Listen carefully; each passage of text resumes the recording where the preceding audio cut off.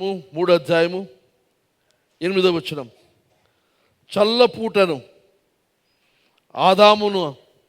ఆదామును అతని భార్యయు తోటలో సంచరించుచున్న దేవుడైన యెహోవా స్వరమును విని దేవుడైన యెహోవా ఎదుటకు రాకుండా తోట చెట్ల మధ్యను దాగుకొనగా దేవుడైన యెహోవా ఆదామును పిలిచి, నీవెక్కడ ఉన్నావనెను. ఆదికాండం 3వ అధ్యాయంలో సృష్టి యొక్క ప్రారంభంలో మనం చూస్తున్నాం. ఇక్కడ when the cool evening breezes were blowing, the man Adam and his wife heard the Lord God working about in the garden, so they hid from the Lord God among the trees. Then the Lord God called to the man, where are you? చల్లపూట వేళ, సాయంత్రం వేళ, సాయంత్రపు గాలులు వీస్తున్న సమయంలో ఆదాము అవ్వలు, the man, పురుషుడు, అలాగే అతనికి ఇచ్చిన స్త్రీ, వారిద్దరూ కూడా దేవుడు నడుస్తూ ఉన్నాడు అని వారు గమనించారు, విన్నారు. విన్న తర్వాత వారు చేసిన పని ఏదనగా, so they hid from the lord god among the trees. వారు చెట్లు చాటున దేవునికి కనబడకుండా వారిద్దరూ దాక్కున్నారు. పోయిన వారం పాసింగ్లో చెప్పాను ఒక మాట, దేవుని యొక్క పేస్ అంటే దేవుడు ప్రయాణించే వేగం ఎంత అనంటే నడక వేగం. హీ వాక్స్, ఆయన పరిగెత్తడు, అది వేగంగా పారిపోయే తత్వము కాదు ఆయనది. ఆయన పేస్ నడుస్తూ ఉన్నాడు. అది అక్కడ ఆదికాండం నుంచి దేవుని వాక్యం అంతట్లో చూస్తాము. ప్రభు యొక్క పేస్, దేవుని యొక్క పేస్ ఎప్పుడు కూడా నడకే. మనము కూడా ఆయనతో పాటు నడవాలి. కొన్నిసార్లు మనం పరిగెత్తేస్తాం, కొన్నిసార్లు మనం ఆగిపోతాం, కూర్చొని పోతాం, వెనక్కి ఉంటాం, ఒక అడుగు వెనక్కి ఉంటాం, లేకపోతే అడుగు ముందుగానే వెళ్ళిపోతాం, లేదా ముందుగా పారిపోయి ఎక్కడ ఆగుదాం అనుకుంటాం. కానీ దేవుడు కోరుతున్నది ఆయనతో పాటు నడవడం. అది ఈరోజు అలాగే దేవుని యొక్క అలికిడి వారికి వినబడింది. ప్రభు నడుస్తున్నాడు. ఇంతకుముందు ప్రభు నడుస్తున్నప్పుడు వారిద్దరూ చేసే పని దేవునికి ఎదురెళ్ళి దేవునితో సంభాషించేవారు, దేవునితో మాట్లాడేవారు. దేవుని యొక్క రాకడ వారికి ఎంతో ఆనందం కలిగించేది. ఎలాగైతే నాన్న ఇంటికి వస్తుంటే పిల్లలకి ఎలా ఉంటుంది ఆనందం, మరి ముఖ్యంగా నాన్న వస్తున్నప్పుడు ఒట్టి చేతులతో కాకుండా పొగడి పొట్లాలు, ఇంకా గారెలు ఇవన్నీ తెస్తూ ఉంటే నాన్నకంటే ఈ పొట్లాల కోసం ఎక్కువ ఎదురు చూస్తారు. నాన్న అనగానే ఈ తిండి ఇదంతా జ్ఞాపకం ఆశతో పరిగెత్తుకుంటూ వెళ్ళే ఆ పరిస్థితి చూస్తాం. దేవుడు వచ్చినప్పుడు అలా ఉండేది. కానీ ఈరోజు వీరిద్దరూ చెట్లు చాట్లు దాక్కున్నారు, దేవునికి కనబడకుండా. దేవునికి కనబడకుండా దాక్కోగలమా? చాలామంది ప్రయత్నం చేస్తున్నాం. మనం కుర్చీల కింద బుర్ర పెట్టేస్తాం కొన్నిసార్లు.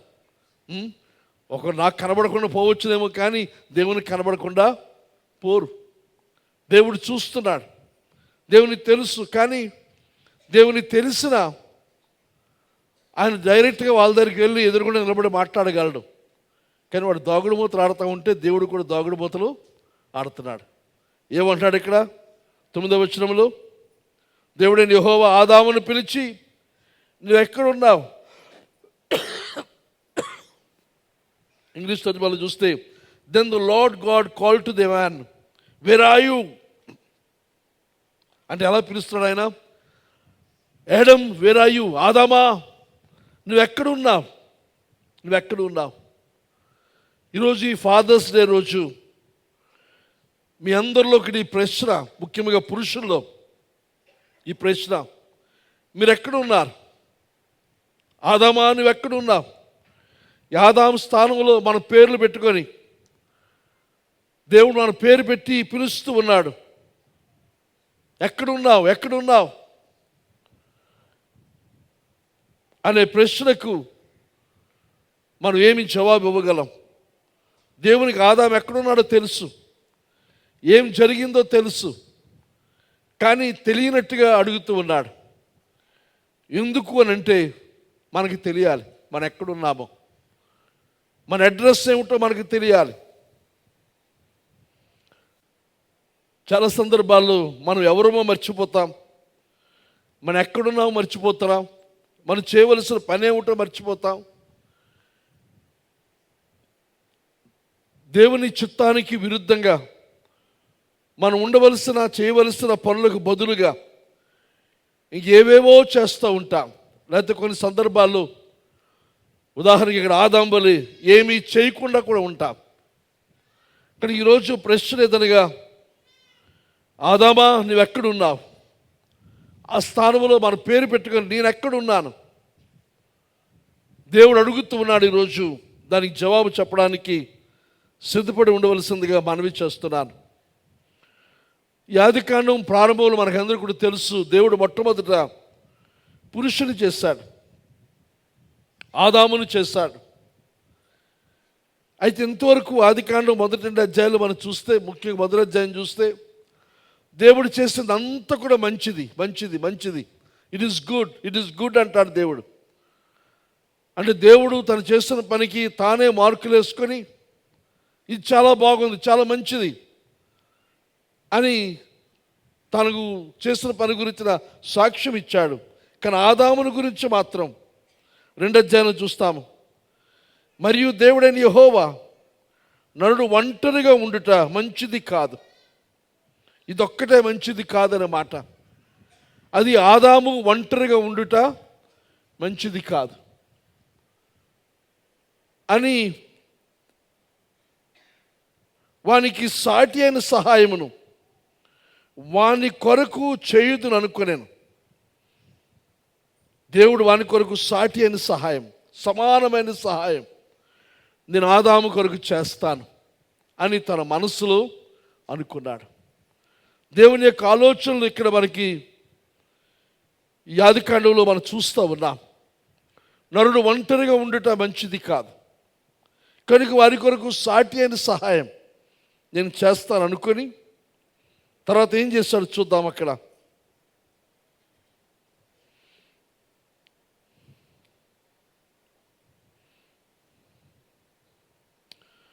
వచనం, 2 అధ్యాయం 19 వచనం, దేవుడైన యెహోవా ప్రతి భూజంతువును ప్రతి ఆకాశ పక్షిని నేల నుండి నిర్మించి ఆదాము వాటికి ఏ పేరు పెట్టనో చూచుటకు అతని యొద్దకు వాటిని రప్పించెను.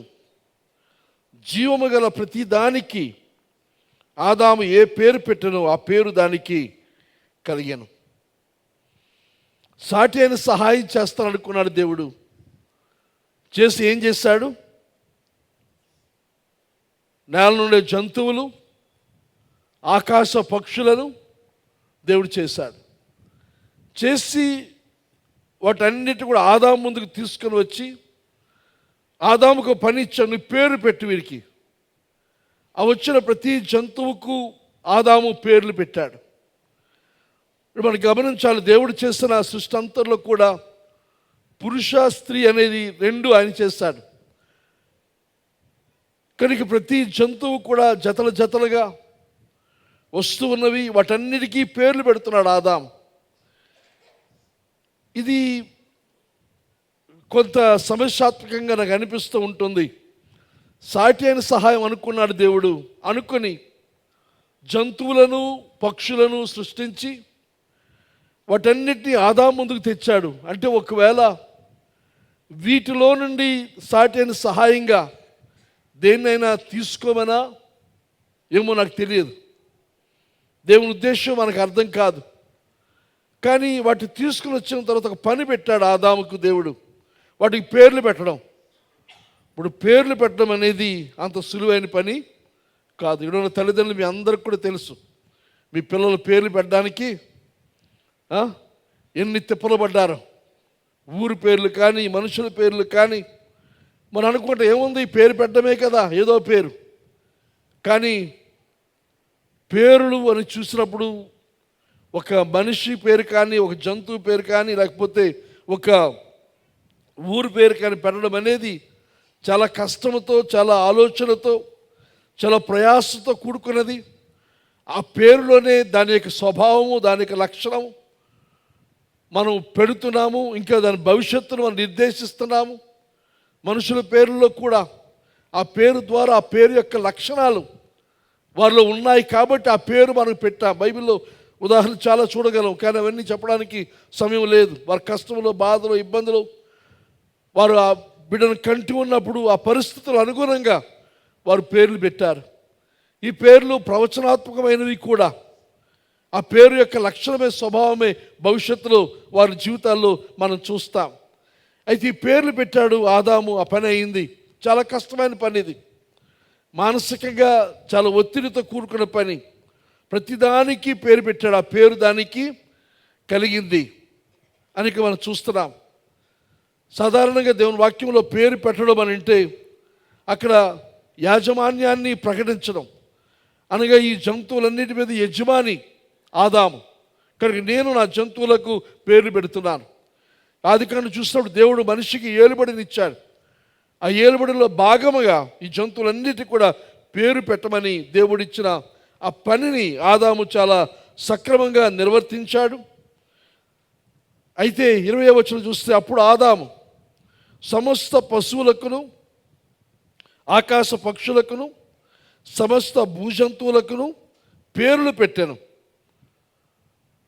అక్కడ వెంటనే తర్వాత అయినను ఆదామునకు సాటి అయిన సహాయము అతనికి లేకపోయాను. అంటే ఇవన్నీ ఇంత పని చేస్తున్న తర్వాత, ఇన్ని జంతువులు, ఇన్ని పక్షులు తన ముందు నుంచి వెళ్ళిన తర్వాత చివరికి తేలిన పరిష్కారం ఏమిటంటే అయినను ఆదామునకు సాటి అయిన సహాయము లేకపోయాను. ఈ పనంతటి తర్వాత కూడా చూస్తే ఈ జంతువులన్నీ తన ముందు నుంచి వెళ్ళే వాటన్నిటికీ పేర్లు పెట్టాడు. కానీ ఏది కూడా అది తనకు చెందినది, తనకు సహాయం అనుకోలేదు. ఒక ఇంగ్లీష్లో సామెత ఉంది, man's best friend is his dog అని. మనిషి యొక్క గొప్ప స్నేహితుడు ఎవరంటే కుక్క. అది కాదు. ఆదాము కుక్క అనుకోలేదు. ఒకవేళ ఈ రోజులైతే మన కుక్కని సాటి అయిన సహాయం కొంతమంది పురుషులు, కొంతమంది స్త్రీలు ఏర్పాటు చేసుకుంటారు. కానీ అది కాదు. ఎన్ని జంతువులన్నీ వచ్చిపోయినా, పక్షులన్నీ వచ్చిపోయినా ఆదామునకు సాటి అయిన సహాయం లేకపోయింది. అప్పుడు లేకపోయినప్పుడు దేవుడు చేస్తున్న పని 27 వచ్చి చూస్తాం. అప్పుడు దేవుడని యెహోవా ఆదామునకు గాఢ నిద్ర కలుగజేసి అతను నిద్రించినప్పుడు అతని ప్రక్కట ఎముకలలో ఒక దానిని తీసి ఆ చోటును మాంసంతో పూడ్చివేసిన తరువాత దేవుడని యెహోవా తన ఆదామును తీసిన ప్రక్కట ఎముకనకు స్త్రీగా నిర్మించి ఆమెను ఆదామున వద్దకు తీసుకుని వచ్చాను. ఈ పని అంత అయిన తర్వాత కూడా ఆదామునకు సాటి అయిన సహాయం లేకపోయింది. అప్పుడు దేవుడు ఏం చేశాడు? ఆదామునకు గాఢ నిద్ర. ఇటు ముందుగా మనం చూడవలసింది, ఆదాముకు లోటు తెలిసి వచ్చింది. మరి దేవుడు ఎలా చేశాడో మనకు తెలియదు. కానీ ఆ జంతువులన్నీ చూసిన తర్వాత తనకే సాటి అయిన సహాయం లేదు అని అవగాహన దేవుడు ముందుగా దేవుల్లో ఆలోచన కలిగింది. నరుడు ఒంటరిగా ఉండేట మంచిది కాదు. 20వ వచనంలో చూస్తాము, అయినను ఆదామునకు సాటి అయిన సహాయము లేకపోయింది. ఆ వెలితిని తీర్చడానికి దేవుడు ఇక్కడ చేస్తున్న పని ఏదనగా ఆదామునకు గాఢ నిద్ర కలుగజేసి అతను నిద్రిస్తున్నప్పుడు అతనిలో నుండి పక్కటెముకలు ఒక దానిని తీసి ఆ చోటును మాంసంతో పూడ్చివేశాడు. అయితే తీసిన ఆ భాగము నుండి దేవుడు ఒక స్త్రీని సృష్టించినట్టు, తయారు చేసినట్టుగా ఆ వాక్యంలో మనం చూస్తూ ఉన్నాం. మనం గమనించవలసింది, ఆదామును సృష్టించినప్పుడు దేవుడు ఆదాములోనే స్త్రీని కూడా ఉంచాడు. కానీ తను బయట సాటైన సహాయం దొరకని పరిస్థితులు ఆదాములో నుండే స్త్రీని దేవుడు బయటికి తీసినట్టుగా మనం 22వ వచనంలో మనం ఇక్కడ చూస్తూ ఉన్నాం. చేస్తున్న తర్వాత దేవుడు ఏం చేశాడు? ఆమెను ఆదాము దగ్గరకు తీసుకుని వచ్చాడు. తీసుకుని రాగానే 23వ వచనం అంటున్నాడు, అప్పుడు ఆదాము ఇట్లా, నేను నా ఎముకలలో ఒక ఎముక, నా మాంసములో మాంసము, ఇది నరునిలో నుండి తీయబడిన గనుక నారీ అనబడును. ఇక్కడ మొట్టమొదటి కవిత్వం బైబిల్లో మనం చూసేది ఎక్కడంటే ఆదాము ఆ స్త్రీని చూడగానే. సాధారణంగా చూస్తే మనకు కవిత్వానికి స్త్రీతో ముడిపడి ఉంటుంది. చాలామంది కవులు రాసిన కవిత్వాలు ఇవన్నీ కూడా ఒక స్త్రీని దృష్టిలో పెట్టుకొని, తన ప్రియురాలు దృష్టిలో పెట్టుకొని రాసిన పద్యాలు, కావ్యాలు మనం చూస్తాం. ఇక్కడ ఆదాం మొట్టమొదటి కవిత్వం ఇక్కడ మనం చూస్తున్నాం. నా ఎముకల్లో ఒక ఎముక, నా మాంసంలో మాంసం, ఇది నరునిలో నుండి తీయబడెను గనుక నారీ. నారీ అని పెట్టడానికి కారణం ఏమిటి? నాలో నుండి తీయబడింది కాబట్టి నారీ. అలాగే తన జంతువులన్నిటికీ అలా పేర్లు పెట్టాడు. ప్రతి జంతువు దానికి లక్షణం, దానికి స్వభావం, దానికి విషయాలన్నీ కూడా అవగాహన కలిగిన వాడే. ఇది ఈ పేరు దీనికి సరిపోతుంది.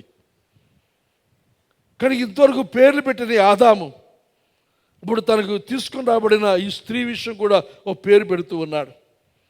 ఇక్కడ ప్రాముఖ్యంగా మనం చూసినప్పుడు వివాహ వ్యవస్థ యొక్క ప్రారంభం ఇది. మొట్టమొదటి వివాహాన్ని దేవుడే చేశాడు. ఈ మొట్టమొదటి వివాహంలో దేవుడే తండ్రి ఇద్దరికి.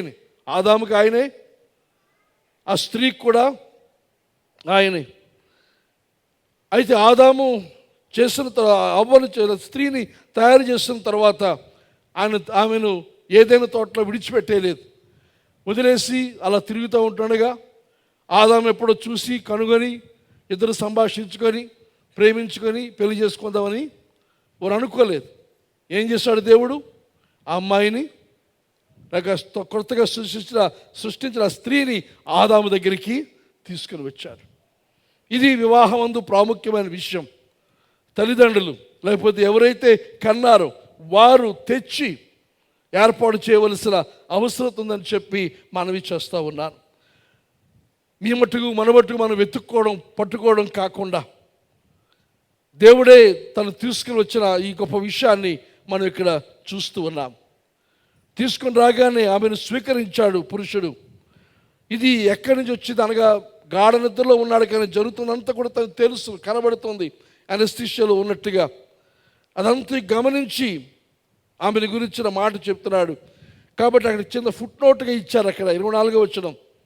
ఏమిటి అనంటే, కాబట్టి పురుషుడు తన తల్లిని విడిచి తన భార్యను హత్తుకొనుడు, వారు ఏక శరీరమై ఉందురు. ఎందుబట్టి దేవుడే తీసుకుని వచ్చాడు, ఆదాములో నుండి ఆ స్త్రీని తీశాడు. కాబట్టి పురుషుడు చేసే పని ఏదనగా తన తల్లిని విడిచి తన భార్యను హత్తుకొనుడు, వారు ఏక శరీరమై ఉందురు. దేవుడు చేస్తున్న కార్యం ఒక్కడిలో నుంచి ఇద్దరిని చేస్తాడు. మళ్ళీ ఇద్దరిని తీసుకుని వచ్చి మీరిద్దరూ ఒకటే, మీరిద్దరు ఏక శరీరం. ఎంత ఏక శరీరం అనగా తల్లిని విడిచి మీరిద్దరు ఒకటి. ఇక్కడ అదే కార్యము ఆదాము చేస్తాడు. తన తండ్రిని విడిచి, దేవుని విడిచి తన భార్యతో వారు ఏకమైన సంగతిని ఇక్కడ మనం చూస్తూ ఉన్నాం.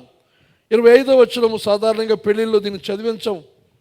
అప్పుడు ఆదామును అతని భార్యయు వారిద్దరూ దిగంబరులుగా ఉండిరి, అయితే వారు సిగ్గు ఎరుగక ఉండిరి. ఎంత శ్రేష్టమైన కాలం ఇది, ఎంత పరిశుద్ధమైన కాలం ఇది. వారిద్దరూ దిగంబరులుగా ఉన్నారు, కానీ వారు సిగ్గు ఎరుగక ఉన్నారు.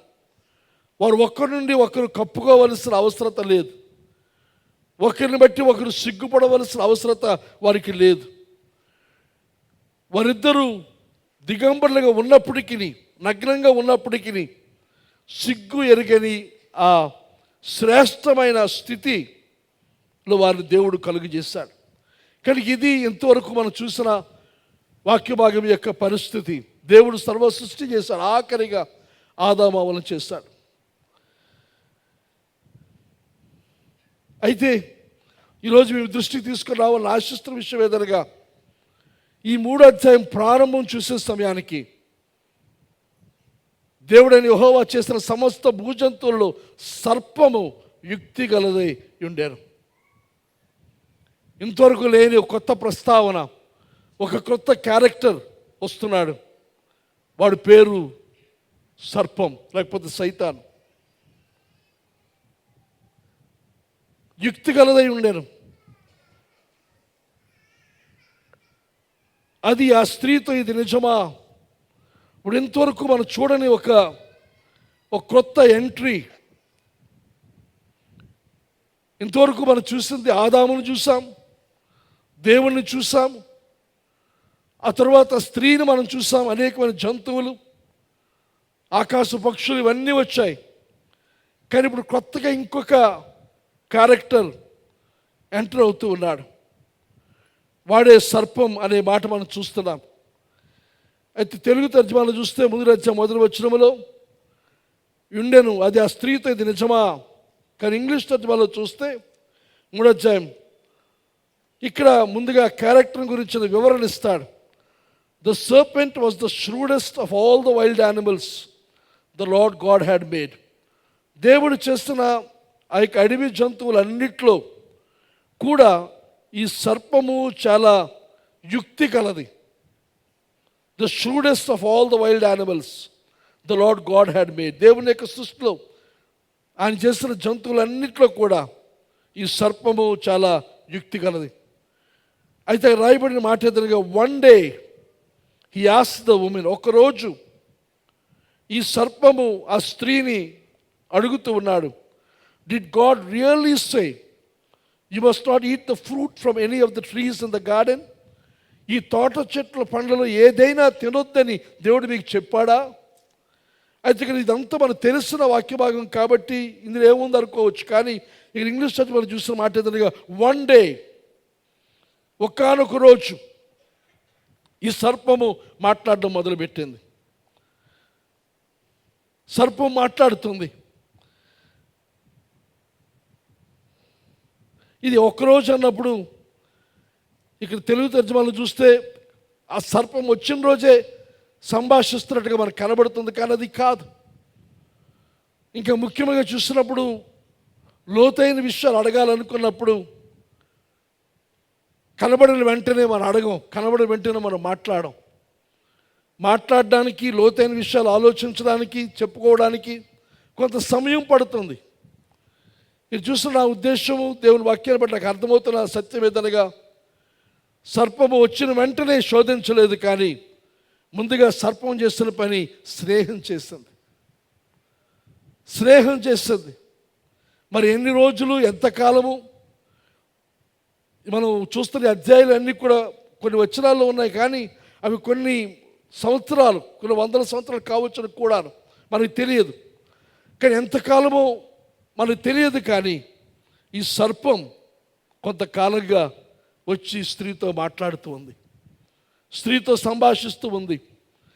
ఇదే సమయం ముందు మనం గమనించవలసింది, ప్రతిరోజు చల్లపూట వేళ దేవుడు వస్తున్నాడు, దేవునితో సంభాషిస్తున్నారు. అయితే దేవుడు వచ్చి వెళ్ళిపోయిన తర్వాత మిగతా సమయం అంతా ఈ సర్పానికి ఉంది, వాడు వస్తున్నాడు. ఈ సర్పం విషయం మనం గమనిస్తే వాడు వచ్చి పురుషునితో మాట్లాడడం లేదు, పురుషునితో సంభాషించడం లేదు, పురుషునితో స్నేహం చేయడం లేదు, స్త్రీతోనే స్నేహం చేస్తున్నాడు, స్త్రీతోనే మాట్లాడుతూ ఉన్నాడు ఈ సర్పం. ఇంగ్లీష్ తర్జుమాలో హీ అనే మాట వాడాడు. సాధారణ సర్పం అనగానే అది ఒక స్త్రీలింగం మనం ఆపాదిస్తాం, కానీ ఇంగ్లీష్లో చూసినప్పుడు హీ అనే మాట. అయితే ఈ స్త్రీతో సహవాసం చేస్తుంది. సైతాను మొదటి నుండి కూడా వాడి విధానం ఒకటే, వాడు మారలేదు, వాడు నేర్చుకోలేదు. వాడి యొక్క పన్నాగములు మనం ఎరిగి వాటి నుండి మనం దూరంగా ఉండాలి. ఇదే విధానం, ఇదే టాక్టిక్ సైతాను అవలంబిస్తూ ఉంటాడు. ఈ టాక్టిక్లో వాడు జయం సాధించాడు, వాడు అనుభవం సంపాదించాడు. ఎలాగనంటే స్త్రీలతో సంభాషణ, స్త్రీలతో స్నేహం.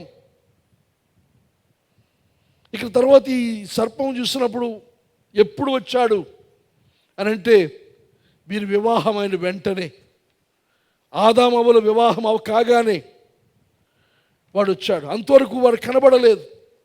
ఆదాము ఒక్కడే ఉన్నప్పుడు వాడు కనబడలేదు, రాలేదు. దేవుడు సృష్టి చేస్తున్న సమయంలో వాడి గురించిన ప్రస్తావన మనకు లేదు.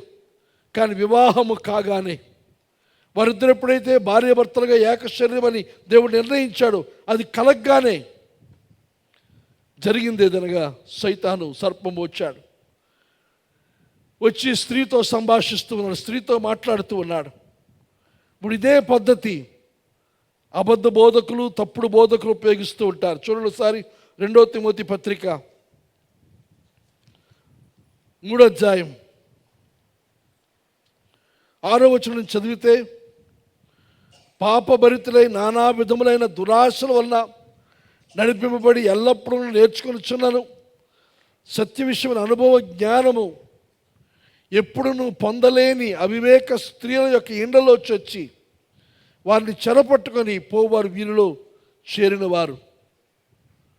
ఎవరు వాళ్ళు అని అంటే, పై వచనాలు చూస్తే, పైకి భక్తి గల వారి వలె ఉండియు దాని శక్తిని ఆశ్రయించిన వారిని ఉందురు, ఇట్టి వారికి నీ విముఖుడవై ఉండాలి. అని ఇక్కడ ముఖ్యంగా అబద్ధ బోధకులు, తప్పుడు బోధకుల విషయమై వారు ఏం చేస్తారు, స్త్రీల అవివేక స్త్రీల యొక్క ఇండ్లలో చొచ్చి వారిని చెరపట్టుకొని పోతారు.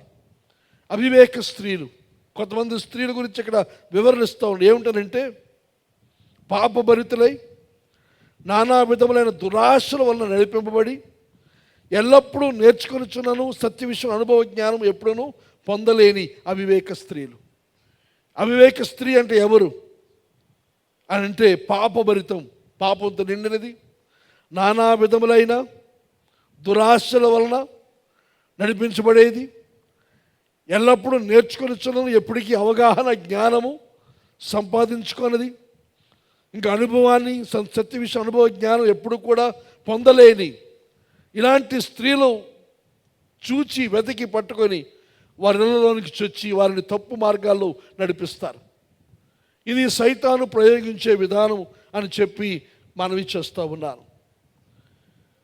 ఇక మనం గమనించవలసిన విషయం ఏదనగా, సైతాను భార్యాభర్తల వ్యవస్థ, కుటుంబ వ్యవస్థ అంటే వానికి ఇష్టం ఉండదు, వానికి అసహ్యం. కనుక కుటుంబాలను పాడు చేయడం, కుటుంబ వ్యవస్థను నాశనం చేయడం సైతాన్ యొక్క ముఖ్యమైన లక్ష్యము, ముఖ్యమైన గురి. మళ్ళా చెబుతున్నాను, సృష్టి చేస్తున్నప్పుడు ఆదాము ఒక్కడే ఉన్నప్పుడు, ఆదాము జంతువులకి పేర్లు పెడుతున్నప్పుడు ఎక్కడ కూడా ఈ సర్పం యొక్క ప్రస్తావన లేకపోతే సైతాన్ యొక్క ప్రస్తావన లేదు. కానీ ఎప్పుడైతే వివాహం అయిందో, ఎప్పుడైతే కుటుంబం ఏర్పడిందో, మొట్టమొదటి కుటుంబం ఏర్పడిందో, వెంటనే ఈ యొక్క వివాహము నాకు పరీక్ష ఏర్పడుతూ ఉంది. వీరిద్దరూ ఆదాము ద్వారా సృష్టించబడిన, దేవుని ద్వారా సృష్టించబడిన వారు.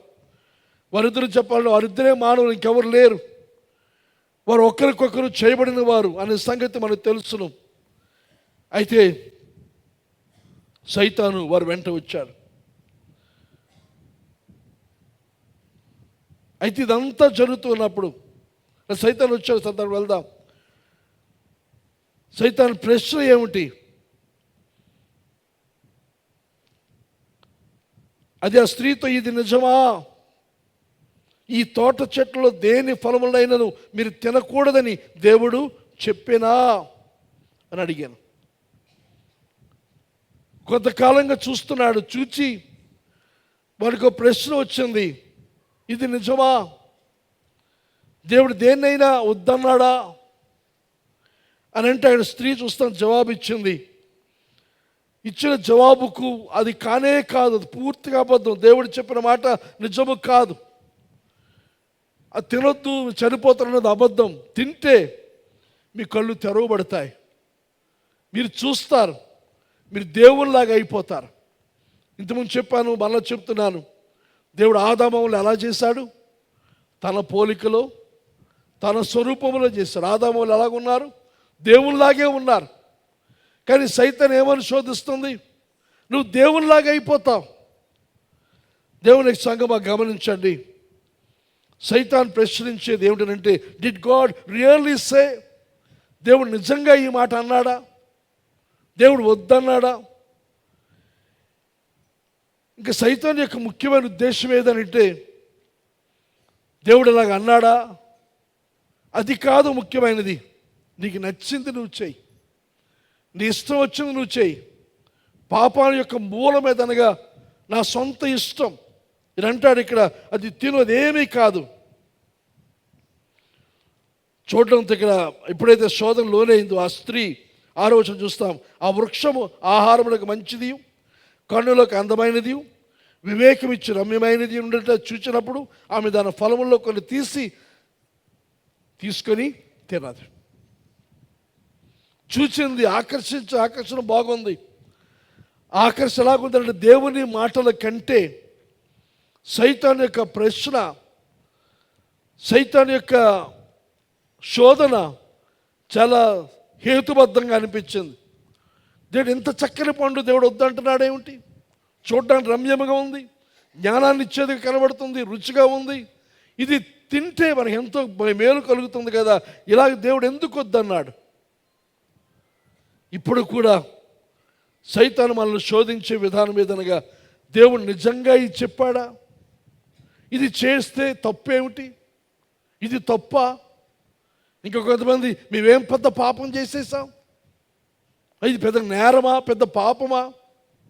ఇంకా చెప్పాలంటే అందరూ చేస్తున్నారు కదా, మేము చేస్తేనే తప్ప? ఎక్కడి నుంచి వచ్చే ఆలోచనలన్నీ?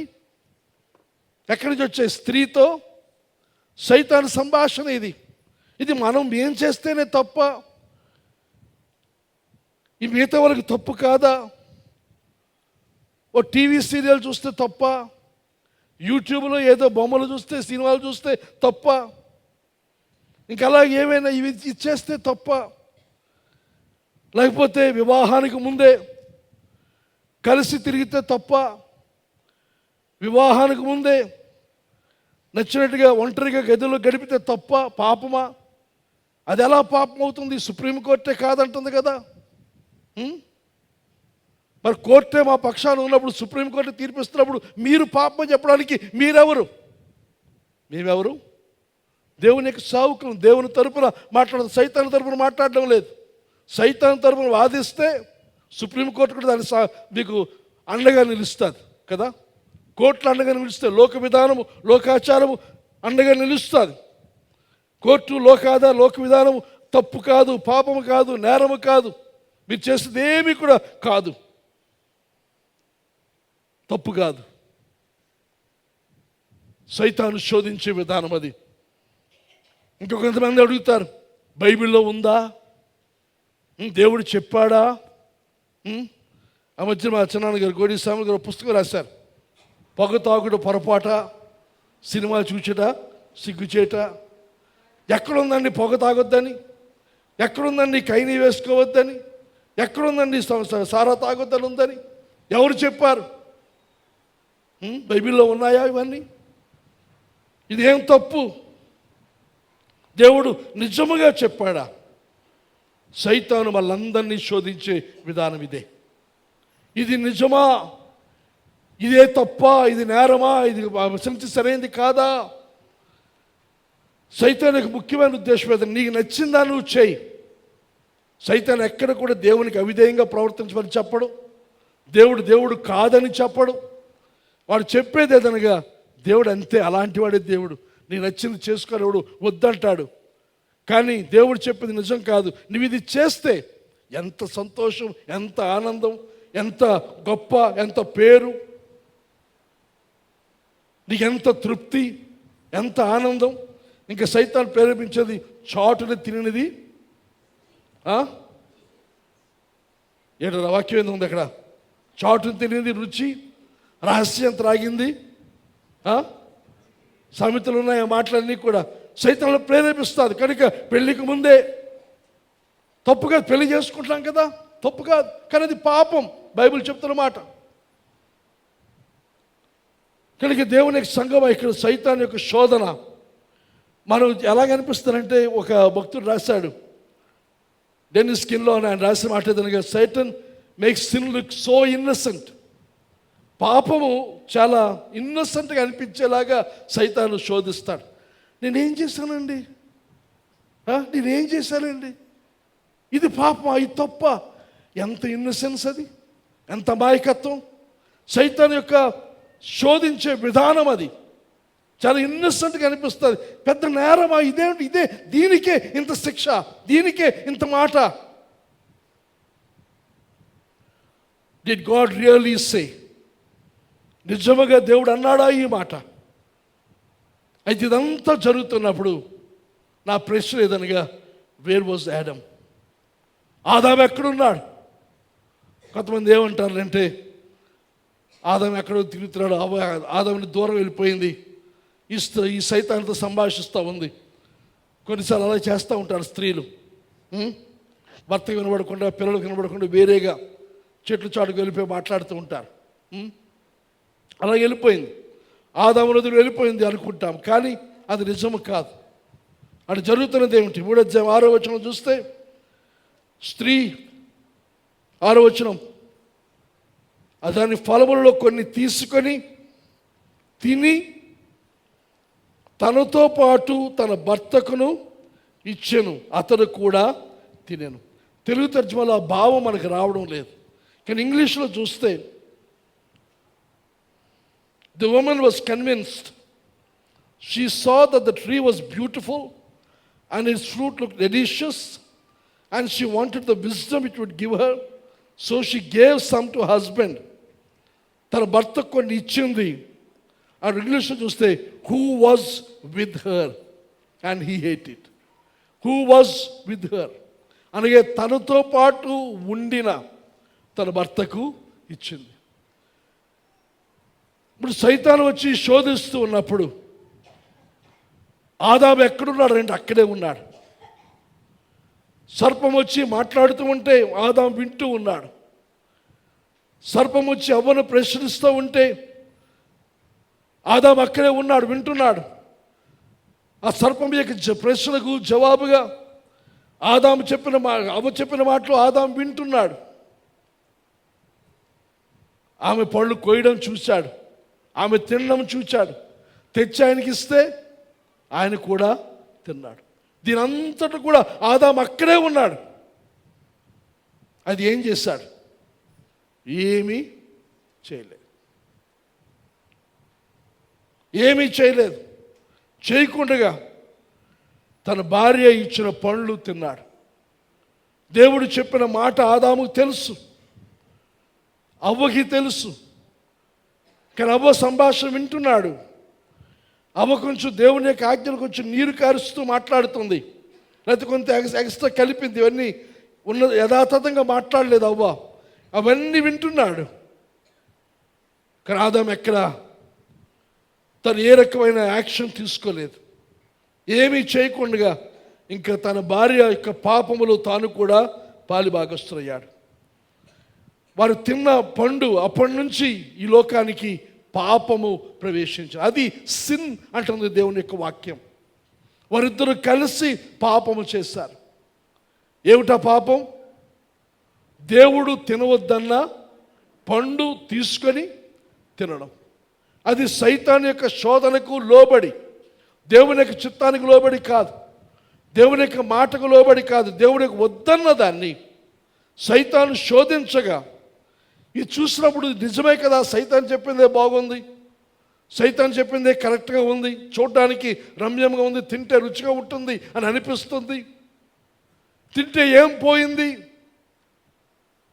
అనే ఆలోచన స్త్రీకి కలిగింది. మరి పురుషునికి లోపల ఏముందో మనకు తెలియదు, ఏం ఆలోచిస్తున్నాడో మనకు తెలియదు. ఎంత నిశ్శబ్దం, మౌనముగా తను ఉండి ఆమె చేస్తున్న దాంట్లో తను ఏకీభవించాడు. వారిద్దరూ కలిసి పాపం చేశారు. చూడండి సార్, రోమపత్రిక 5వ అధ్యాయం 12వ వచనం.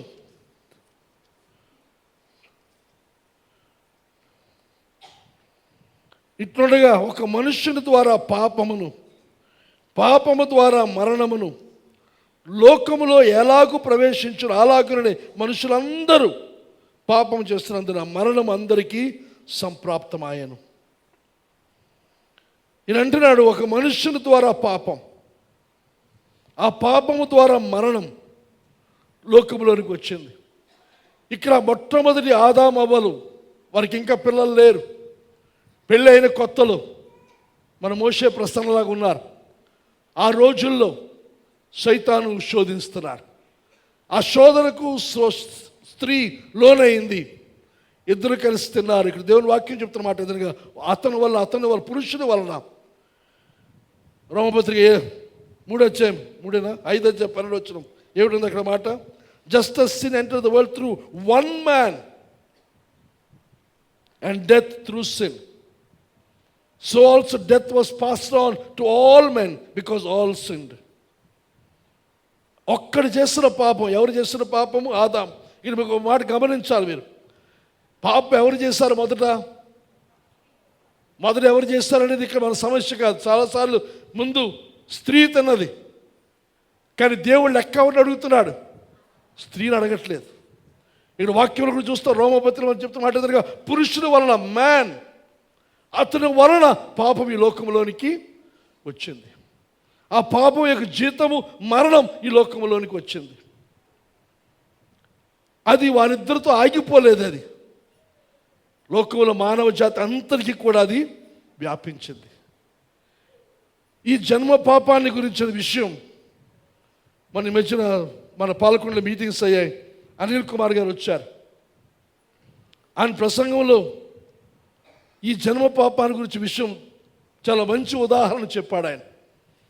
అది చాలా బాగుంది. కానీ మరొకసారి మీకు చెబుతాను. ఆయన చెప్పిన ఉదాహరణ ఏమిటంటే, ఆయన వేరేగా చెప్పారు, కానీ నేను నా లెక్కల్లో చెప్తాను. ఇప్పుడు మన ఆంధ్ర రాష్ట్రంలో అందరం పుట్టాం. మన ఆంధ్రప్రదేశ్లో, భారతదేశంలో పుట్టాం అనుకోండి. కానీ మనం కొంచెం దగ్గరికి వస్తే ఆంధ్ర రాష్ట్రం మనం పుట్టాం. ఇప్పుడు ఆంధ్ర రాష్ట్రానికి అప్పు ఎంతో తెలుసా మీకు? మన రాష్ట్రం అప్పుల్లో ఉంది. మన రాష్ట్రమే కాదు, దేశం అప్పుల్లో ఉంది. దేశమే కాదు, ప్రపంచం కూడా అప్పుల్లోనే ఉంది. ఎవరు కూడా స్వేచ్ఛగా లేరు. అయితే మన రాష్ట్రాన్ని అప్పులో ఉంది. ఎంత అప్పో తెలుసా? ఈ 26-27 సంవత్సరం 2026-2027 ఈ సంవత్సరానికి మన యొక్క అప్పు, మన రాష్ట్రం యొక్క అప్పు 7.11 కోట్ల రూపాయల అప్పు బాకీ. మన రాష్ట్రం అంత అప్పులో ఉంది. అయితే అప్పు ఎవరు తీరుస్తారు? మన రాష్ట్రం అప్పు ఎవరు తీరుస్తారు? ఎవరు తీరుస్తారా?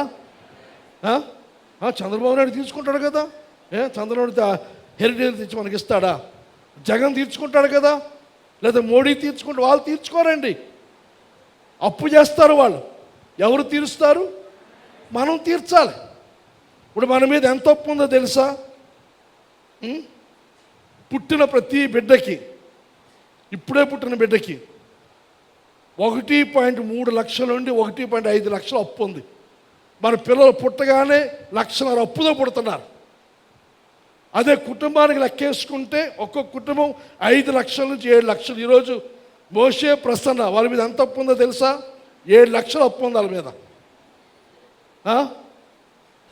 మన రాష్ట్రం యొక్క అప్పులో వాడు వాటా 7 లక్షలు. మన ఒక్కొక్కరి వాటా అంతే 7 లక్షలు. మన కుటుంబాలకు మనం కట్టాలి. అప్పు మనం చేసామా? మనం తిన్నామా? మనం బ్యాంకుకి వెళ్ళామా? అడిగామా? ఏదైనా ఎక్కడైనా సంతకాలు పెట్టామా? కానీ అప్పు మనకి ఎలాగొచ్చింది? ఇక్కడ పుట్టాం కాబట్టి మనకి తప్పదు. అలాగే మన తల్లిదండ్రుల పితరుడు ఆదాము అవ్వలు చేస్తున్న పాపం, ఇది చూస్తే ఆదాము అవ్వలని మనం కలుపుతాం, కానీ దేవుని వాక్యం చెప్తున్న మాట ఎదురుగా ఆదాము చేస్తున్న పాపం, దానివల్ల మరణం, దాంతో పాపం మనందరికీ చుట్టుకుంది. మనందరము మరణానికి లోనవుతూ ఉన్నాం. ఈ నేరం అంతా కూడా ఆదాము మీద దేవుడు పెట్టాడు. ఇప్పుడు అవ్వ ఆ పండు తినగానే చల్లపూట వేళ దేవుడు వచ్చినప్పుడు ఎక్కడ కూడా దేవుడు అవ్వ లేకపోతే స్త్రీ ఎక్కడున్నా పిలవలేదు. ఎవరిని పిలుస్తున్నాడు? ఆదామునే పిలుస్తున్నాడు. ఆదామా ఎక్కడున్నావు?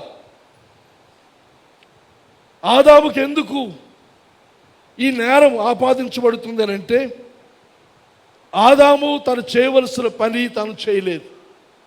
ఆదాము ఏం చేస్తాడు? మౌనముగా ఉండిపోయాడు. పురుషుల్లో ఈ స్వభావం మౌనంగా ఉండడం అనేది ఒకవేళ ఆదాము నుంచి మన అందరికి వచ్చిందేమో. ఏమీ మాట్లాడడం, అవునని కానీ మాట్లాడడం, కాదని మాట్లాడడం, గొప్ప తెలివిగా బుర్రలుపుతాం కదా, అంతే. అంతకంటే ఇంకొక మాట రాదు. అది ఆదాము ఏం చేయాలి? దేవుని వాక్యంలో గమనిస్తే ఆదాము he's the head of the family, కుటుంబానికి తను నాయకుడు, శిరస్సు. అతను మొట్టమొదటి సృష్టించబడినవాడు ఆదాము. ఆదాములో నుండే స్త్రీని తీశాడు. అతని యొక్క బాధ్యత ఏమిటి? ఆదికాండ 2వ అధ్యాయంలో మనం చూస్తాం. ఆదికాండ 2వ అధ్యాయం 15 నుండి మనం చూస్తే,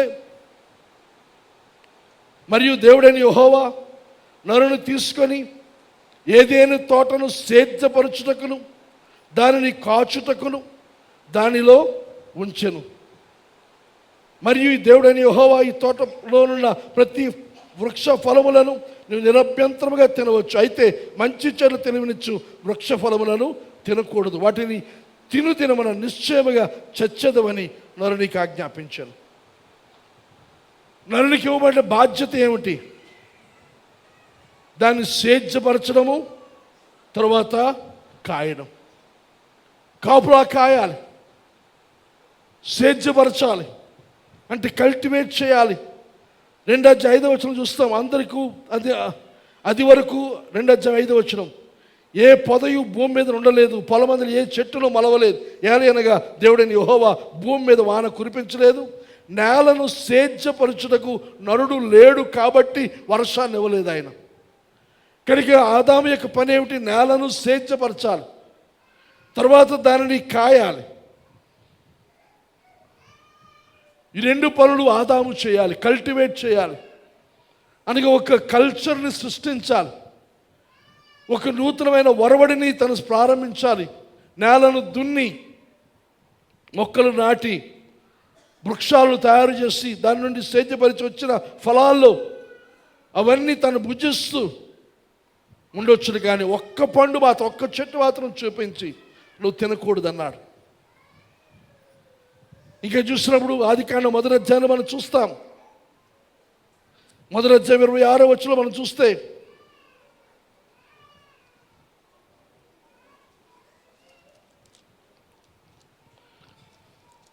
దేవుడు మన స్వరూపమందు మన పోలిక చొప్పున నరులను చేయుదము, వారు సముద్రపు చేపలను, ఆకాశ పక్షులను, పశువులను, సమస్త భూమి మీద ప్రాకు ప్రతి జంతువును ఏలుదురు గాకనియు పలికెను. దేవుడు ఏం చేస్తాడు? మనుషులు చేస్తున్నప్పుడు తన ఉద్దేశం మనం చేద్దాము, మన స్వరూపంలో చేద్దాము. కానీ వాడు అనగా మనిషి ఏం చేయాలి?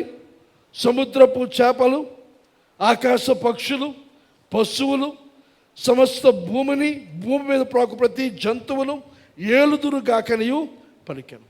ఈ జంతువులు, పక్షులు, చేపలు ఇవన్నీ కూడా ఆదామునకు లోబడి ఉంటాయి. వాటి మీద ఆధిపత్యం ఇచ్చాడు, ఏలుబడి ఇచ్చాడు. జంతువులు, ఇప్పుడు సర్పం చూస్తే అది జంతువే అని వాక్యం 3వ అధ్యాయంలో మనం చూస్తాం. ఆ తరువాత దేవునికి శాపం వల్ల కాళ్ళు పోయేదానికి నేల మీద పాకడం మొదలుపెట్టింది, మన్ను తినడం మొదలుపెట్టింది. కానీ ఒకప్పుడు అది కూడా జంతువే. ఇవన్నీ కూడా తనకు లోబడి ఉండవలసిన జంతువులు. కానీ ఇక్కడ ఆదాము చేస్తున్న పని ఏదనగా, ఆ స్త్రీ వచ్చి, ఆ సర్పం వచ్చి ఆ స్త్రీతో సంభాషిస్తూ ఉంటే అతను మౌనంగా ఉండిపోయాడు, నిశ్శబ్దంగా ఉండిపోయాడు. చాలాసార్లు మనం ఎవరి మీద అయితే అధికారం కలిగి ఉండాలో, ఎవరి మీద మనం ఆధిపత్యం కలిగి ఉండాలో ఉండకుండా వారి యొక్క పెత్తనం కిందకి మనం వెళ్ళిపోతాం. ఈ సమయంలో నాకు టీనాని మెడికల్ కాలేజీలో జాయిన్ చేయడానికి నేను తమిళనాడు రాష్ట్రం వెళ్ళాను. తమిళనాడు రాష్ట్రంలో తుమ్కూరు అనే ప్రదేశానికి వెళ్ళాను. అక్కడ మెడికల్ కాలేజీకి వెళ్ళాను. అక్కడ వెళ్ళిన తర్వాత టీనా సీట్ గురించి ఒక హెడ్ ఆఫ్ ది డిపార్ట్మెంట్ అనే ఆ కాలేజీలో, ఆ university head of the department ఆయన ఉన్నాడు. ఆయన ద్వారా ఆయనతో కలిసి ఆ మెయిన్ హాస్పిటల్ తాలూకా లేకపోతే మెడికల్ కాలేజ్ తాలూకా మెయిన్ డైరెక్టర్ని కలవడానికి వెళ్ళాను. ఆ హాస్పిటల్ చాలా పెద్దది. ఒక గేట్ ఉంది, ఆ హాస్పిటల్ చూశాను. అది ఆ మెయిన్ డైరెక్టర్ ఆయన ఒక్కడే ఆ గేట్ నుంచి వెళ్తారు. మిగతా ఆ గేట్కి ఎవరు వెళ్ళకూడదు. ఆయన కోసం మాత్రం ఆ గేట్ తెరుస్తాడు. మిగతా గేట్ ఉన్న కదా వేరేవారు రావచ్చు. ఆయన దగ్గర మాత్రం వెళ్ళాలంటే ఆ ఒక్క గేటే. ఆయన దగ్గర వెళ్ళడం అంత సులువైంది కాదు. కానీ దేవుని కృప వల్ల తెలిసిన ఒక ఆయన ద్వారా వెళ్ళగలిగాను. ఆయన దగ్గర వెళ్ళాం. వెళ్ళిన తర్వాత మాట్లాడబోతుంటే ఆయన చేసిన పని అనేది చెప్పమంటారా? దాంతో నాకు భయం వేసింది, కష్టం అనిపించింది. విన్నాడు, ఆహా అలాగైతే ఆ గదిలో కూర్చోండి, వచ్చి మీతో మాట్లాడతాను అన్నాడు. సరే, ఆ గదిలోకి వెళ్ళి కూర్చున్నాం. వస్తారు కదా మాట్లాడతాం, చూస్తే ఆయన రాలేదు. ఎవరు వచ్చారు చెప్పమంటారా? అటెండర్ వచ్చాడు. అటెండర్ వచ్చి తను చెప్తున్నాడు విధి విధానం, ఇది అది ఆ పద్ధతి లెక్క, నాకు ఇవి కావాలి లెక్కలని చెప్తా ఉంటే, ఇదేమిటి అతను వస్తానన్నాడు కదా, వచ్చింది ఎవరు? అతను అటెండర్. నాకు ఇది సరిగ్గా లేదు అని వచ్చేసాను. కానీ లోకమంతా విధానం ఏమిటి? డైరెక్ట్గా పెద్ద మనిషి మనతో మాట్లాడు. ఎవరు మాట్లాడతారు? అటెండర్లే మనతో మాట్లాడతారు. వీరే ఈ పెద్ద మనిషి ఎవరి చేతిలో ఉన్నాడు? ఈ అటెండర్ చేతిలో ఉంటారు వాళ్ళు. వీళ్ళు చెప్పినట్టుగా వాళ్ళు చేస్తారు. మనం ఏదైనా కావాలంటే వీళ్ళని ప్రస్థానం చేసుకుంటే ఆయన మన ప్రస్థానం అయిపోతాడు. ఈ లోక విధానము, లోక పద్ధతి ఏదైనా ఎవరి మీదైతే మన నుండి ఏలుబడి చేయాలో ఆ ఏలుబడి మనం చేయకుండా వాళ్ళు మన మీద ఏలుబడి చేయడానికి మనం అవకాశం ఇస్తున్నాం. ఇక్కడ జరిగింది అదే. మొట్టమొదట సైతాన్ చేస్తున్న పని అదే. దాని కింద ఆదాము యొక్క అదుపాజ్ఞలో గెరౌట్ అంటే ఆ సైతాన్ ఏం చేస్తుంది? పారిపోతుంది. దేవుని వాక్యం చూస్తాం, పౌలు అంటాడు, దుష్టుని ఎదిరించండి, సైతాన్ని ఎదిరించండి. అడు ఏం చేస్తారు? వాడు మీ దగ్గర నుండి. మనం ఏం చేస్తాం? దుష్టుని ఎదిరించం. దుష్టుల్లో మంత్రాలు, మాటలు, కబుర్లు. ఏదో ఒకరోజు ఈ చెప్తే నిజమా? దేవుడు ఇలా చెప్పాడా? దేవుడు చెప్పినంత అబద్ధం, దేవుని వాక్యం అబద్ధం, మీ పాస్టర్ చెప్పింది అబద్ధం, మీ సంఘం అబద్ధం, మీ ప్రార్థన అబద్ధం, మీ భక్తి అబద్ధం. నేను చెప్పిందే కరెక్ట్. ఎవరు చెప్తాడు ఇది? సైతాన్. ఎవరితో చెప్పిస్తారు? సైతాన్ డైరెక్ట్గా రాడు. వాడు ఏజెంట్లు ఉంటారు బోళ్ళు మంది.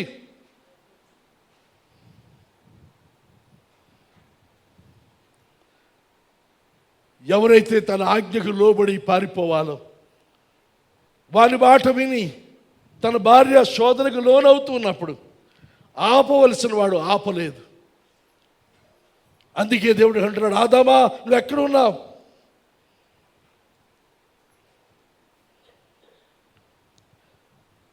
ఆదాము చేయవలసిన పని, తను నిలబడాలి, నిర్ణయాన్ని తీసుకోవాలి, తన కుటుంబాన్ని నడిపించాలి. కానీ దాని బదులుగా మౌనముగా ఉండిపోయాడు. ఒక పోప్ ఒక మాట అన్నారు, it is easier for a father to have children them for children to have real father. ఒక తండ్రికి పిల్లలు పుట్టడం అనేది పెద్ద కష్టమైన పని కాదు, కానీ ఆ పిల్లలకు నిజమైన తండ్రి ఇక ఉండడం చాలా కష్టమైనది. మన జీవిస్తున్న తరములో చూస్తే పిల్లలు కలగడం సాధారణం జరుగుతుంది. కానీ ఆ పుట్టిన పిల్లలకు తండ్రిగా ఉంటున్నారా? తండ్రులారా మనవి చేస్తున్నారు. ఇక చూసినప్పుడు ఆదామును అడుగుతున్నాడు, ఆదాము నువ్వు ఎక్కడున్నావు?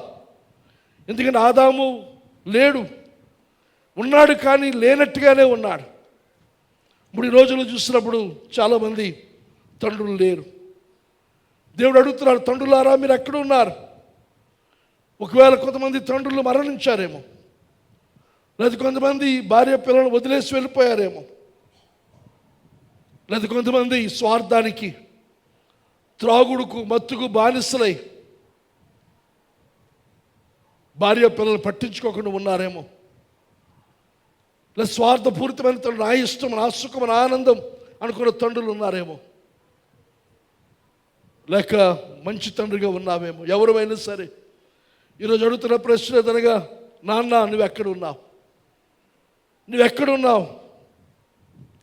ఉండవలసి వచ్చిన ఉండకుండా, చేయవలసినప్పుడు చేయకుండా, మాట్లాడవలసినప్పుడు మాట్లాడకుండా నువ్వేం చేస్తున్నావు? మన జోయల్ గారి సాక్ష్యం మనం విన్నాం. దాని అంత చెడుతనానికి, అంత దుష్టత్వానికి వెళ్ళిపోవడం కారణం మీకు తెలిసింది, అర్థమైందా? ఏమిటి చెప్పండి, కారణం ఏమిటి? అమ్మా,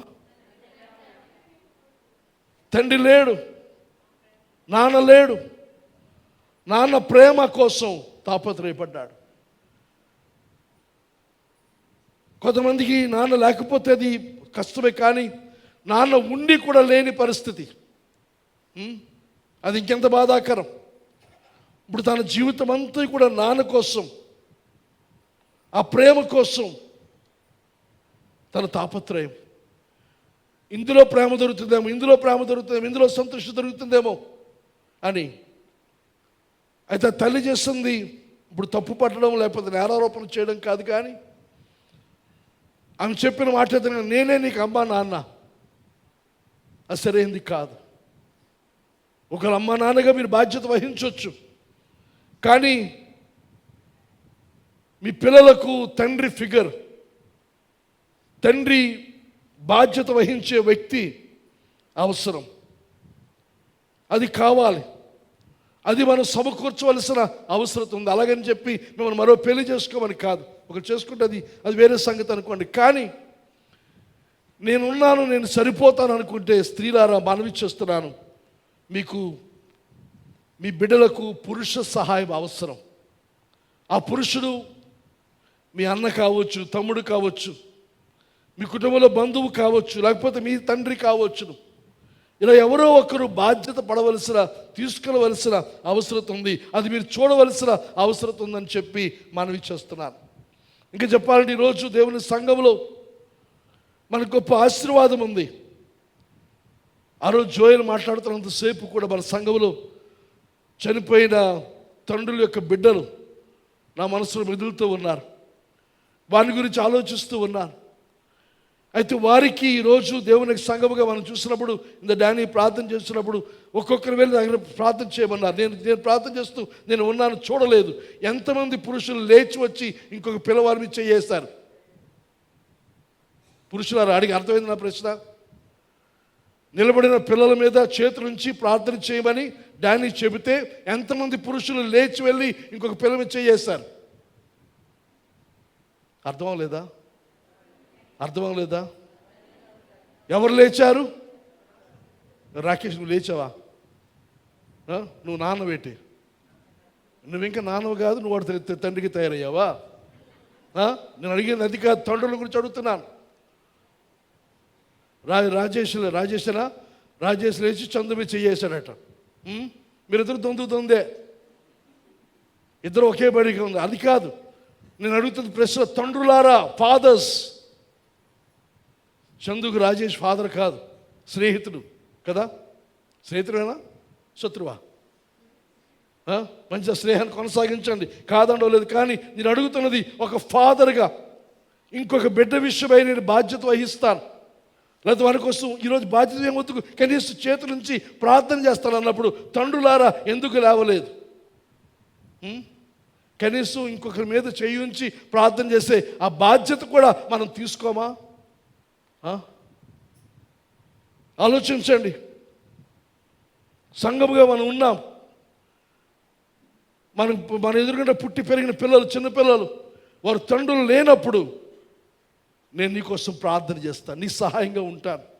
నీకు ఏదైనా అవసరమైతే నా దగ్గరికి రా, నాతో మాట్లాడు, నీ పక్షాన్ని నేను ఉంటాను, నీ వాదన నేను వింటాను, నీ గురించి అవసరమైతే నీ తరపున నేను మాట్లాడతాను అని చెప్పే బాధ్యత, భారం తీసుకోవాలి సంఘంలోని ఎవరు?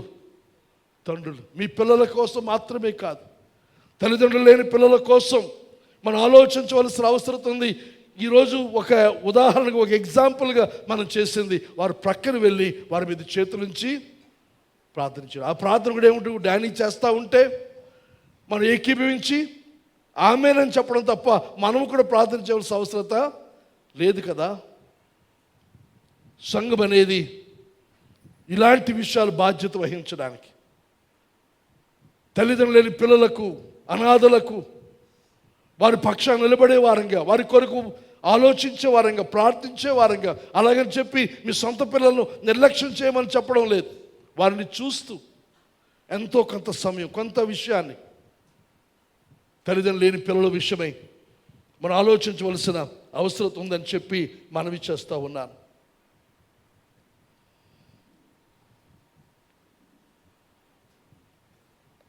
అదే జోయల్ జీవితంలో మన సాక్షిగా ప్రసంగించ ఆయన జీవితంలో చిన్నప్పుడే ఎవరైనా ఆ తండ్రి ఫిగర్, ఆ తండ్రి వంటి స్వభావం కలిగిన వ్యక్తి అతను ఉండుంటే ఆ జీవితం అంత కష్టం, అంత నష్టం, అంత బాధపడవలసిన అవసరత లేదు.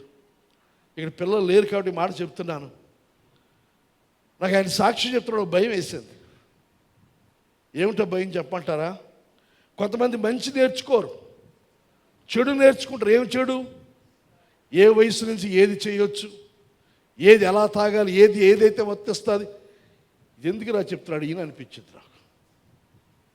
మనం మంచి నేర్చుకోము కదా, ఆ చెడు వైపు ఆకర్షితులు అవుతాం. వారు జయ అడుగుతున్నాడు, డాడీ తాతి ఆయన సాక్ష్యం వస్తా నాకు వినిపించు. మళ్ళా వింటానన్నాడు. విన్నాడు, మేము విన్నాం. కానీ లోపల భయం వేసింది. ఏం వింటున్నాడు వీడు దేని మీద ఆకర్షణ కలుగుతుంది, దేనికి అట్రాక్ట్ అవుతున్నాడు వీడు అనే ప్రశ్న వచ్చి తర్వాత వాడితో కొంచెం మాట్లాడాం మేము అందరం. జయబాబు ఈ సాక్ష్యంలో ఏమిటి నీకు అర్థమైంది, ఏమిటి విషయం? అది దేవుని దయ వలన మేము అనుకున్న జరగలేదు, కానీ ఏమో చెప్పలేం. అంత చెడుతనానికి ఎందుకు వెళ్ళిపోయాడు ఆయన? ఇంకొక ఫాదర్ ఫిగర్ తన జీవితంలో లేకపోవడం. కనుక తండ్రులారా మనవి చేస్తున్నారు, మీ పిల్లలకి మీరు ఉండండి. కొంతమంది అంటారు, మా పిల్లలే మేము చూసుకోలేం, ఇంకో పిల్లలు మనం ఏమి చూడగలం? చూడాలండి. తండ్రి హృదయం మనకు ఉండాలి, తండ్రి ప్రేమ మనకు ఉండాలి. మన హృదయంలో దేవుని యొక్క ప్రేమ మనలో ఉంటే ఇవి ఎంతమంది పిల్లలైనా మనం ప్రోత్సహించగలం, ఆదరించగలము, బలపరచగలం.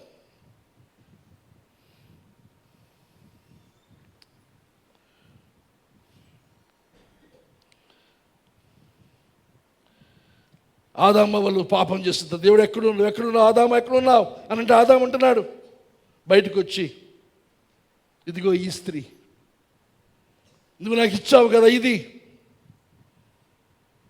వారు ఒక్కరొకరు నేరారోపణ చేసుకుంటున్నారు.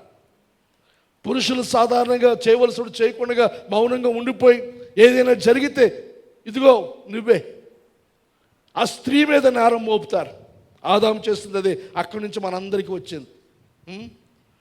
బాగుంటే ఘనంగా ఉంటే నా కొడుకు, అదే తప్పు చేస్తే జైల్లో ఉంటే నీ కొడుకు, నువ్వు పెంచావు. ఆలోచించండి పురుషులారా, దయచేసి మనవి చేస్తాం, నిలబడాలి, మాట్లాడాలి. ఆదామవ్వలు పాపం చేయగానే జరిగింది ఏదనగా ఒక్కరి నుండి ఒకరు దాక్కున్నారు. ఆ తర్వాత దేవుని నుండి దాక్కున్నారు. ఆ తర్వాత నేరం ఒకరి మీద ఒకరు మోపుతున్నారు. అవ్వేమో సర్పం అంటుంది, ఆదామేమో అవ్వ అంటున్నాడు. ఇంకా మనం ముందుకు చూసుకుంటూ వెళ్తే ఆదికాండం 4వ అధ్యాయం చూస్తాం. ఆదాము అవ్వలకు కయీను హేబేలు పుట్టారు. కయీను హేబేలును చంపేశాడు. ఇది ఈ కార్యం అంతా జరుగుతున్నప్పుడు ఆదాము ఎక్కడున్నాడు? మనం వినబడలేదు. ఆదాము మనకు కనబడలేదు. కయీను ఎలా పెంచాడు, హేబేలును ఎలా పెంచాడు, అవేవి ఇక్కడ బైబిల్లో లేవు. ఒకరొకరు చంపుతూ ఉంటే మొట్టమొదటి హత్య ఆదాము ఇంట్లోనే జరిగింది. ఆదాము ఏం చేస్తున్నాడు? ఆదికాండం 6వ అధ్యాయానికి వచ్చే సమయానికి నరుల యొక్క దుష్టత్వం బహుగా ప్రబలి దేవుడు లోకాన్ని అంతని నాశనం చేయాలని సంకల్పించాడు. అంత కోపం, అంత రౌద్రం దేవునికి కలిగింది. ఈ మానవ జాతి అంతా కూడా దుష్టత్వమే, పాపం వైపు వెళ్ళిపోతూ ఉంటే ఆదాము ఎక్కడున్నాడు? అక్కడే ఉన్నాడు, కానీ నోరు విప్పడం లేదు, మాట్లాడడం లేదు, చెప్పడం లేదు. కనుక దేవుని సంఘం అయితే మనవి చేస్తాడు, తండ్రులారా మీరు ఎక్కడ ఉన్నారు? వెరాయు, నువ్వు చేయవలసిన పని ఏమిటి? కాపు కాయాలి. ఆదాము కాపు కాయవలసింది. ఆ సర్పము నుండి ఆదాము కాపు కాయాలి. వాడు వచ్చి మాట్లాడుతుంటే, సంభాషిస్తుంటే నువ్వు ఆగు, గెట్ అవుట్ అని చెప్పాలి. కానీ చెప్పకుండా ఆ సోదరుకు తన స్త్రీ లోనైతే తాను కూడా ఆమెతో పాటు పాపం చేశాడు. దేవుని వాక్యం చూస్తాం, చాలామంది మనకు కనబడతారు తండ్రులు. అబ్రహాము ఇష్మాయిలు మంచి తండ్రిగా ఉన్నాడు. ఆ తర్వాత ఆయన పంపేసి మనకు తెలుసును. ఇస్సాకులకు మంచి తండ్రి అబ్రహాం. అలాగే ఇస్సాకు యాకోబు కంటే ఏసావును ఎక్కువగా ప్రేమించాడు ఇస్సాకు. అలాగే యాకోబు తన 12 పిల్లల్లో యోసేపును పక్షపాతంగా ప్రేమించాడు. యోసేపు ఎఫ్రాయిం మనష్షేలను ప్రేమించాడు. యోబు తన పిల్లల కోసం ప్రార్థన చేశాడు. మోషే తన యొక్క కుమారునికి సున్నతి చేయకుండా నిర్లక్ష్యం చేశాడు. తన ఐగుప్తు నుంచి జనాంగాన్ని విడిపి తీసుకువస్తున్నప్పుడు తన కుమారుని భార్యను మామ దగ్గర వదిలేశాడు. ఎత్రో సరైన ఆలోచన చెప్పాడు. తర్వాత ఏలీ మనం చూస్తాం. ఏలీ కుమారుడు దుష్టత్వం, చెడుతనం చేస్తే ఏలీ ఏం చేశాడు? మౌనంగా ఉన్నాడు. సరిచేయలేదు, సరిదిద్దలేదు, వారిని హెచ్చరించలేదు. అక్కడే శ్రేష్టమైన మాట మనం చూస్తాం. ఏలి సందర్భంలోని నన్ను గణపరచువారు నేను గణపరుస్తాను, నన్ను తృణీకరించేవారు నేను తృణీకరిస్తాను. ఏలి యొక్క జీవితాన్ని బట్టి. తర్వాత యెష్షయి మనం చూస్తాం, దావీదు యొక్క తండ్రి. అతను సైన్యంలో ఉన్న కుమారుల్ని చూశాడు తప్ప అడవిలో గొర్రెలు కాసుకున్న వాడిని పట్టించుకోలేదు. అలాగే దావీదు తన పిల్లలను ప్రేమించాడు కానీ ఎవరిని సరిచేయలేదు. ఒక సొలొమోను విషయమే శ్రద్ధ వహించాడు తప్ప మిగతా పిల్లల్ని పట్టించుకోలేదు, మౌనంగా ఉండిపోయాడు. దావీదు ఇంట్లో అన్నదమ్ములు అక్క చెల్లెలు వారి మధ్య జరుగుతున్న అవినీతి అక్రమం దాన్ని ఎక్కడ కూడా దావీదు కలుగు చేసుకోలేదు. అలాగే సొలొమోను అంత జ్ఞానము వివేకం కలిగిన వాడు, తన కుమారుని సరిగా పెంచలేకపోయాడు. అలాగే హెజ్కియా ఇంకా యోసేపు వీరందరి చరిత్ర మనం చూస్తాం. మన దేవునికి సంగమా మనం గమనించవలసింది, మన పిల్లలకు తండ్రిగా మనం ఉండాలి, బాధ్యత వహించాలి. మన ఇంటికి నాయకుడిగా తండ్రి ఉండాలి. ఇప్పుడు చాలా ఇళ్లలో నాయకత్వం స్త్రీది. ఇద్దరు కలిసి నాయకత్వం వహించాలి. పురుషుడే చివరి మాట ఎవరిది అవ్వాలంటే పురుషునిది అవ్వాలి. మీరిద్దరు కలిసి ఆలోచించుకొని ఒక నిర్ణయానికి రావాలి. పురుషుని యొక్క ఆధిపత్యం, పురుషుని యొక్క నడిపింపులు ఉండాలి. దేవుని వాక్యంలో మనం చూస్తాం, దేవుని గురించిన పేరేదనగా అబ్రహాము, ఇస్సాకు, యాకోబుల ఆ పురుషుల పేర్లే వస్తాయి, స్త్రీ పేర్లు రావు. అవ్వ పాపం చేసినప్పటికీ దేవుడు అవ్వ నువ్వు ఎక్కడున్నావు అడగలేదు, ఆదామా నువ్వు ఎక్కడ ఉన్నావు. కానీ ఈ జీవితం చూసినప్పుడు మన పిల్లలు విషయం అన్ని విషయాలు కూడా దేవుడు మనల్ని లెక్క అడుగుతాడని చెప్పి మనవి చేస్తూ ఉన్నారు. దావీదు సొలొమోనుకి ఇచ్చిన ఒక సలహా లేకపోతే మంచి ఆలోచన, మొదటి రాజుల గ్రంథం 2వ అధ్యాయం, మొదటి రాజుల గ్రంథం 2వ అధ్యాయం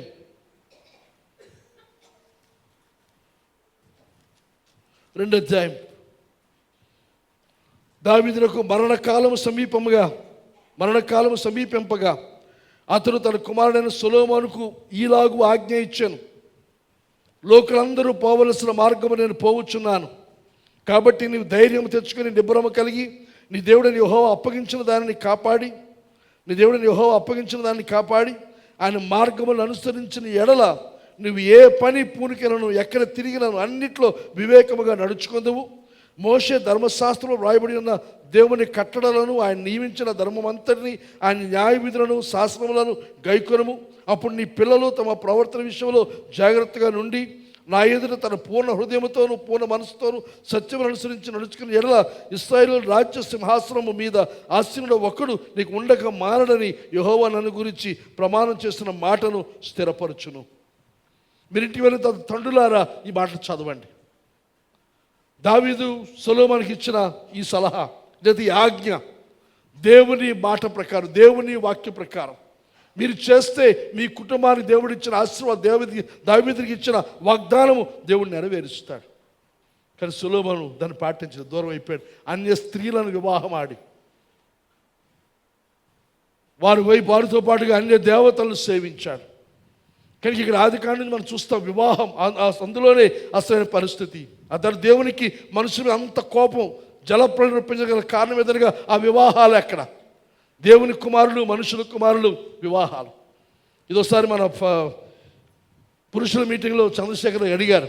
దాని గురించి అప్పటి నుంచి నేను చదువుతున్నాను, పరిశోధిస్తున్నాను. కొన్ని పుస్తకాలు ఆ లిస్టులో ఉన్నాయి, తెప్పించుకోవాలి, చదవాలి.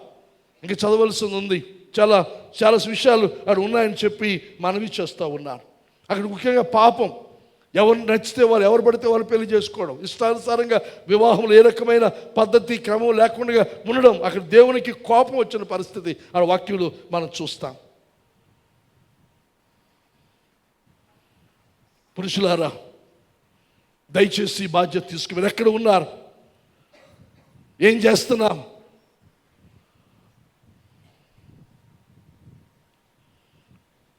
పురుషులు మెన్ ఆర్ బాయ్స్. పురుషులు ఎప్పటికీ కొంతమంది అబ్బాయిలుగా ఉండిపోతారు, చిన్నపిల్లలుగా ఉండిపోతారు. నీకు ఒక దైవికమైన సహాయం లేకపోతే, దైవికమైన నాయకుడు సహాయం లేకపోతే మీరు ఎదగలేరు. నీ కుటుంబంలో ఎవరో ఒకరు, ఇందాక చెప్పిన మాట వాళ్ళు చెప్తున్నారు, మామయ్యో లేకపోతే తాతో ఎవరో ఒకరు బాధ్యత వహించాలి బిడ్డల విషయమే. వారు రావాలి ముందుకి. లేకపోతే ఇది చెప్పాను, సంఘంలో ఎవరైనా సరే యూదుల యొక్క కల్చర్లో చూసినట్లయితే 13-12 సంవత్సరాలు వయసు వచ్చినప్పుడు మన స్త్రీలకు ఎలాగైతే పెద్ద పిల్ల ఫంక్షన్ చేస్తామో అలా పురుషులకు అబ్బాయిలకి యూదా కల్చర్లో చేస్తారు. అక్కడ వారు చేసేది ఏదైనా ఒక వ్యక్తిని, ఒక నాయకుని, లేకపోతే ఒక అతనికి అప్పగిస్తారు. ముఖ్యంగా ప్రభువైన యేసుక్రీస్తు 12 సంవత్సరాల వయసులో యోసేపు అతనికి చట్ట ప్రకారంగా తండ్రిగా నియమించబడిన దినం అది. అందుకనే మరియ మాటికి నీ తండ్రి నీ తండ్రి నీ తండ్రి అనే మాట యోసేపును ఉపయోగించడం, అంతవరకు ఆ మాట మనకు కనబడదు. కనుక యోసేపు యేసు ప్రభు విషయాన్ని బాధ్యత వహించిన తండ్రి. యోసేపు చాలా శ్రేష్టమైన వ్యక్తిగా తను పని చేశాడు, మనకు తెలుసు. కనుక ఈ దినం మంది మనవి చేస్తున్నాను, తండ్రులారా మీ పిల్లలకు తండ్రిగా ఉండండి.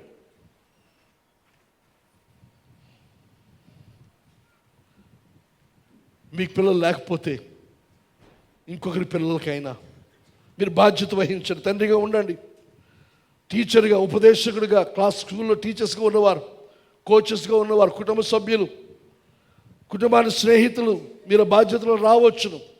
మీ పిల్లలతో పాటు ఇంకొకరి యొక్క బాధ్యత దయచేసి స్వీకరించవలసిందిగా మనవి చేస్తున్నాను. ఓ మంచి వ్యక్తి, సరైన తండ్రి తన భార్యను ప్రేమిస్తాడు, తన వివాహానికి ఘనతనిస్తాడు. చెడు సాంగత్యాలు, చెడు పాపం, వ్యభిచారము, మోసం లేకుండా తన భార్యలో నమ్మకంగా ఉంటాడు. సరైన తండ్రి తన పిల్లల విషయమే, భార్య విషయమే శ్రద్ధ వహిస్తాడు. ఆ తండ్రిగా ప్రతి ఒక్కరు ఉండాలని చెప్పి నేను మనవి చేస్తూ ఉన్నాను. చాలా సమయం అయింది, ముగిస్తాను నేను. ఇక ఆఖరికి ఈ మాటలు, కొన్ని మాటలు ఉన్నాయి కానీ వదిలేస్తున్నాను, ఇంకోసారి చూద్దాం. నెహెమ్యా గ్రంథం కొన్ని నెలల క్రితం కొన్ని పోయిన సంవత్సరం, అంతకుముందు సంవత్సరం అనుకుంటాను. నెహెమ్యా గ్రంథం 4వ అధ్యాయం. నెహెమ్యా గ్రంథం 4వ అధ్యాయం 14వ వచనం.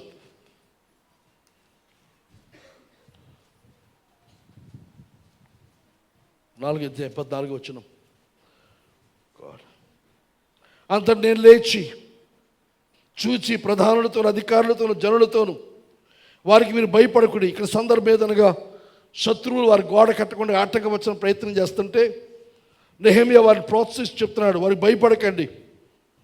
మహాగణుడును భయంకరుడు యెహోవాను జ్ఞాపకం చేసుకొని మీ సహోదరుల పక్షముగాను, మీ కుమారుల పక్షముగాను, మీ కుమార్తెల పక్షముగాను, మీ భార్యల పక్షముగాను మీ నివాసం మీకు ఉండినట్లు యుద్ధము చేయుడని అంటిని.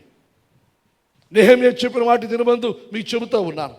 ఇక్కడ తండ్రులారా, పురుషులారా, మీ అందరికి అధిపతులారా, అధికారులారా, ఏ వృత్తిలో మీరు ఉన్నప్పటికీ మీకు చెబుతున్న మాట ఏదనగా మన శత్రువుకు భయపడదు, సైతానికి భయపడకండి, లోకానికి భయపడండి, లోక విధానానికి మీరు భయపడకండి. ఏం చేయాలి?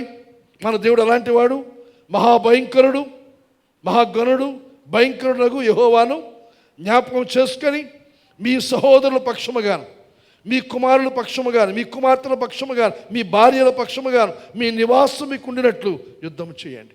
మీ ఇల్లు కాపాడబడాలి, మీ కుటుంబాలు బాగుండాలి, మీ భార్యాభర్తలు బాగుండాలి, మీ కుమారుల కోసం, కుమార్తెల కోసం ఏం చేయాలి? పోరాడాలి. ఎక్కడ పోరాడాలి? ప్రార్థనలో. ఆత్మీయ పోరాటం ఎవరు చేయాలి? పురుషులారా దయచేసి బాధ్యత వహించండి. అయితే స్త్రీలకేమిటి? విలాపవాక్యం ఏదైతే చూస్తాం, తెల్లవారుజామున లేచి, రేయి మొదలుజామున లేచి నీ పిల్లల కోసం అంగలార్చండి. కానీ ఈ ఫాదర్స్ నేను చెబుతున్నాను, అమ్మా నాన్నలిద్దరికి కూడా ప్రార్థన చేయండి. మీ బిడ్డల కోసం ప్రార్థన చేయండి. సైతాను పొంచి ఉన్నాడు కుటుంబాలు నాశనం చేయాలని, వివాహ వ్యవస్థలు నాశనం చేయాలని. దేవుడు వివాహం ఘనముగా ఏర్పాటు చేస్తారు, ఘనహీనతకు ఆపాదిస్తూ లోక విధానంలో, లోకాచారాలు కుట్టుకొని పోవడానికి వాడు ప్రయత్నం చేస్తుంటండి. దయచేసి మనవి చేస్తున్నాను, పోరాడండి, ప్రార్థన చేయండి. వివాహం అని చూసినప్పుడు మిమ్మల్ని ఇద్దరినే కాదు, ఇదో కాంట్రాక్ట్ కాదు, కవరెంట్, నిబంధన, దేవునితో నిబంధన.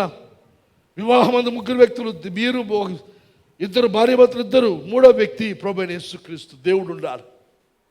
దేవుడు కాకుండా సైతాన్ని చోటిస్తే ఆదామవులకు ఇచ్చిన పరిస్థితి సంభవిస్తుంది. దేవునికి చోటు ఇవ్వండి, దేవుని చిత్తాన్ని చోటు ఇవ్వండి. దేవుడు అందుబాటులో ఉన్నాడు. ప్రతిరోజు చాలాపూట వాళ్ళ దేవుడు వస్తున్నాడు. దేవునితో ఆలోచించకుండా సైతాన్తో ఆలోచించింది అవ్వ. మీరు ఎవరితో ఆలోచిస్తున్నారు? ఎవరితో మంత్రాలు చేస్తున్నారు? దయచేసి ఆలోచించవలసిందిగా మనవి చేస్తూ ఉన్నాను. నీకు ముఖ్యమైన ప్రాధాన్యత దావీదు సొలొమోను చెప్పినట్టుగా దేవుని వాక్యము, దేవుని ధర్మశాస్త్రం. యోసేపు మరియలు వారిద్దరు టీనేజర్స్, చిన్న వయసులో దేవుని చిత్తం వారు తెలియపరచబడగానే ఇదిగో ప్రభు దాస్తురాలు ఆయన చిత్తమని మరీ అప్పగించుకుంది.